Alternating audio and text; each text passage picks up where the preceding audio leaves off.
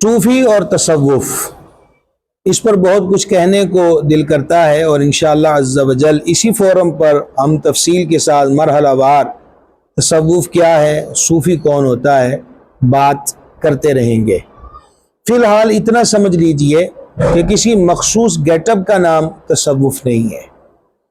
کوئی خاص حال حلیہ بنا لینے کا نام کہ بالوں کی اتنی لینتھ ہوگی تو صوفی ہوگا، اتنا لوہا پیتل تانبا پہنا ہوگا تو صوفی ہوگا، اس نام کے نگ نگینوں کی مالائیں انگوٹھیاں پہنی ہوں گی تو صوفی ہوگا،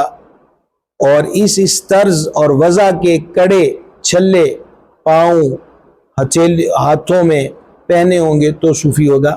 یا اس کلر کا چوغا و لباس یا اتنے کلرز کو مکس کر کے کوئی لمبا چوڑا چوغا پہنے گا تو صوفی ہوگا۔ ان تمام چیزوں کا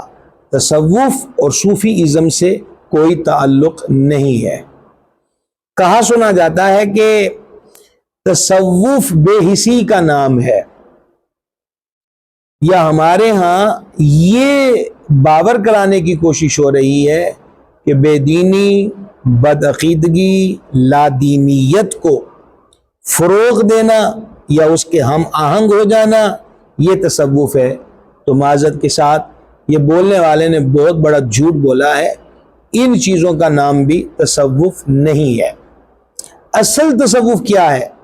اس کے لیے آپ چند کتابوں کا مطالعہ کریں۔ سید الاولیاء حضرت داتا گنج بخش فیض عالم رضی اللہ تعالیٰ عنہ کی کتاب کشف المحجوب، حضرت امام ابو القاسم القشیری رحمہ اللہ کا رسالہ قشیریہ، حضرت شیخ ابو طالب مکی رحمہ اللہ کی کتاب قوت القلوب،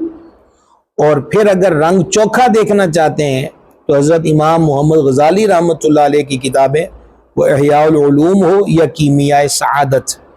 ان کتابوں کو پڑھیں گے تو آپ کو پتہ چلے گا تصوف کیا ہے۔ لیکن آج کی اس مختصر نشست میں آپ کو خالی کیوں رہنے دیں، خلاصہ کلام کے طور پہ عرض کیا کر دوں کہ اولیاء صوفیہ فرماتے ہیں دل کی صفائی کا نام تصوف ہے، اور دل کی صفائی کس چیز سے؟ حسد، کینہ، بغض، عناد، حب جاہ، حظ نفس، ریاکاری، تکبر، نخوت، یہ تمام گندگیاں جو بندہ پاک کرنے اور صاف کرنے میں کامیاب ہو جائے اس کو صوفی کہتے ہیں، اور اس عمل کو تصوف کہا جاتا ہے۔